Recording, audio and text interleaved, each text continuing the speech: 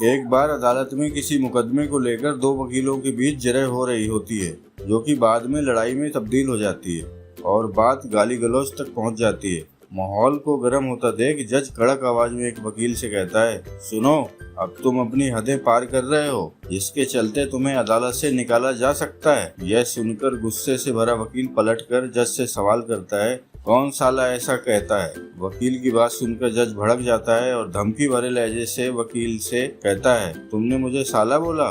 जज की बात सुन वकील कहता है, नहीं मिलॉर्ड, मैं तो बस ये पूछ रहा था कि कौन सा लॉ ऐसा कहता है।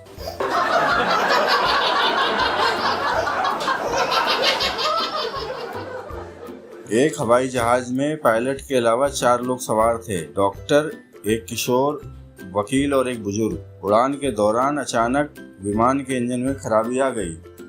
पायलट ने घोषणा की कि अब इस विमान का बचना संभव नहीं है, मेरे पास अपना पैराशूट है, मैं कूद रहा हूँ और विमान में सिर्फ 3 ही पैराशूट हैं, किसी एक को तो अवश्य ही मरना पड़ेगा। इतना सुनते ही डॉक्टर ने कहा, मेरा बचना जरूरी है, मेरी जरूरत लोगों को है। इतना कहकर उसने एक पैराशूट उठाया और कूद गया। अब 2 पैराशूट बचे थे। वकील महोदय अपने स्थान से उठे और बोले, मैंने अभी एक जरूरी केस की पैरवी के लिए जाना है, जिसमें कई लोगों की जिंदगियों का सवाल है और वैसे भी लोगों को मेरी जरूरत है, इसलिए मेरा बचना जरूरी है। इतना कहकर उन्होंने भी एक पैराशूट उठाया और कूद गए। अब सिर्फ एक पैराशूट बचा था। बुजुर्ग ने किशोर की ओर देखा और कहा, बेटा, मैं अपनी जिंदगी जी चुका हूँ और 2-4 साल में वैसे भी मर जाने वाला हूँ। तुम्हारे सामने अभी पूरी जिंदगी पड़ी है, तुम ये पैराशूट उठाओ और कूद जाओ। किशोर बोला, चिंता मत करो, हम दोनों ही बच जाएंगे। वकील पैराशूट की जगह मेरा कपड़ों का बैग उठाकर कूद गया है।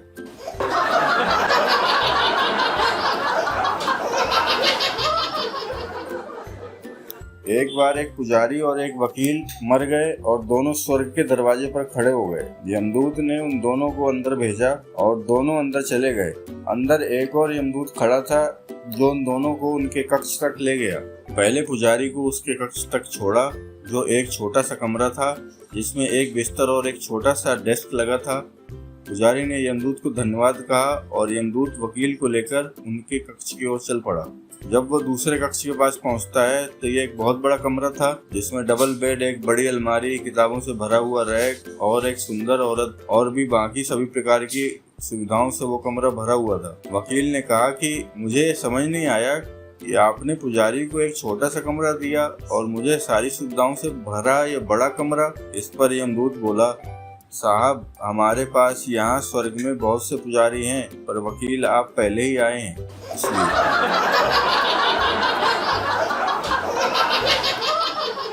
एक बार ट्रेन में एक इंजीनियर, एक डॉक्टर और एक वकील में चर्चा होने लगी कि सबसे ज्यादा रईस कौन है। तीनों का एक ही जवाब था, मैं।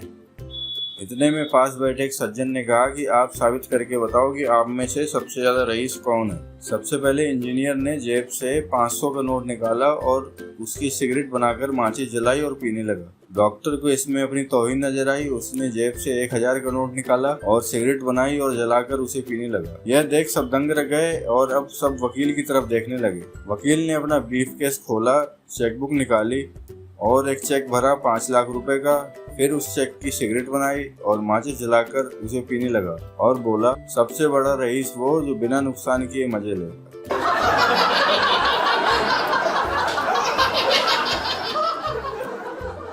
एक महिला ने एक आदमी पर मानहानि का दावा ठोक दिया। आरोप यह था कि वह आदमी उसे सुअर कहकर बुलाता था। आदमी दोषी पाया गया और उसे जुर्माना चुकाना पड़ा। मुकदमे के बाद उस आदमी ने जज से पूछा, जज साहब, इसका मतलब हुआ कि मैं श्रीमती प्रीतो को सुअर नहीं बुला सकता? तो जज ने कहा, जी हाँ, बिल्कुल। फिर उस आदमी ने कहा, तो इसका मतलब यह भी हुआ कि मैं किसी सुअर को श्रीमती प्रीतो नहीं बुला सकता?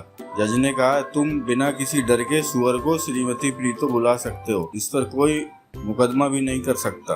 फिर वह आदमी श्रीमती प्रीतो की तरफ मुड़ा और उसकी आंखों में आंखें डालकर कहने लगा, श्रीमती प्रीतो जी, नमस्कार।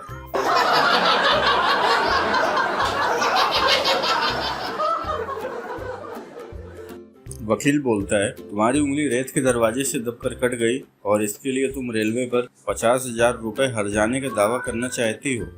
महिला बोलती है जी हाँ। तो वकील बोलता है लेकिन यह किस प्रकार साबित किया जाएगा कि तुम्हारी उंगली की कीमत 50,000 रुपये थी। महिला बोलती है क्योंकि उस उंगली पर ही मैं अपने पति को नचाया करती थी और मेरे पति अपनी पूरी तनख्वाह 50,000 रुपये मेरे हाथ में थमा देते थे।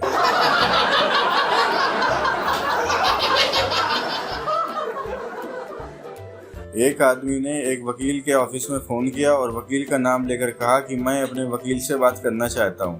तो रिसेप्शन वालों ने कहा जी माफ़ कीजिए, पिछले हफ्ते ही उनका देहांत हो गया। अगले दिन फिर से उस आदमी ने उसी तरह पूछा क्या मैं अपने वकील के साथ बात कर सकता हूं? रिसेप्शन वालों ने फिर से वही बात कही कि माफ़ कीजिएगा, उनका पिछले हफ्ते देहांत हो गया। अगले दिन फिर से उस आदमी ने फ़ोन किया क्या मैं अपने वकील से बात कर सकता हूँ? रिसेप्शन वालों ने उस दिन दुखी होकर उसे पूछ ही लिया सर आज ये आपका तीसरा दिन है, लगातार मैं आपको बता रहा हूँ कि आपके वकील मर चुके हैं, आप फिर भी बार बार फ़ोन करके क्यों पूछ रहे हैं? उस आदमी ने बड़ी सहजता से जवाब दिया क्योंकि यह सुनकर मुझे बहुत खुशी मिलती है कि अब मेरे पैसे बच जाएंगे।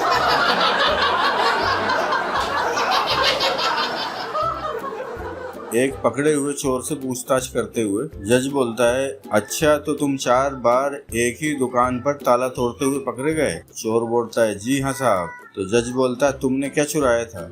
चोर बोला साहब मैंने एक ड्रेस चुराई थी। तो जज बोला जब तुम एक बार ड्रेस चुरा चुके थे तो फिर 4 बार वहाँ आने की क्या जरूरत थी? चोर बोला साहब जो पहले 3 ड्रेस चुराई थी उनका रंग मेरी बीवी को पसंद नहीं आया।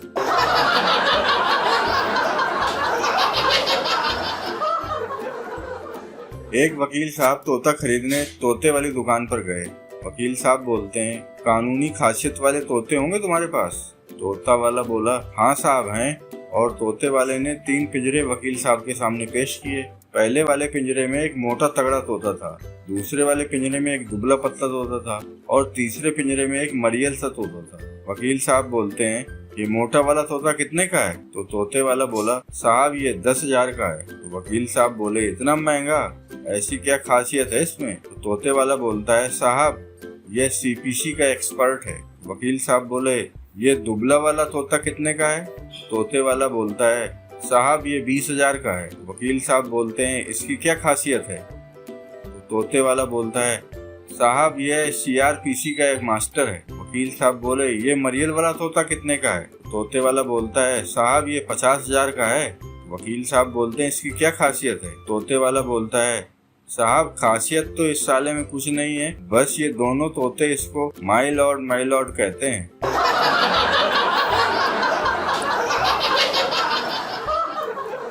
एक देसी ताऊ का कोई मुकदमा फंस गया कचहरी में। अब ताऊ ठहरा मस्त, तो उसने सोचा मैं क्यों वकील को पैसे दूं, अपना मुकदमा मैं आप ही लड़ूंगा। दूसरे दिन उसकी पेशी हुई। जज था दिल्ली का, उसे खड़ी बोली नहीं आती थी। अब जज ताऊ से जो बात पूछे ताऊ भाई उसका जवाब ठेठ देसी में दे। तो जज बोले देखिए आप कोई वकील कर लें, मुझे आपकी कोई बात समझ में नहीं आ रही है। ताऊ बोला मैं क्यों वकील करूं, बात तो तेरे समझ में ना आती ताऊ, वकील तो तू ही कर ले।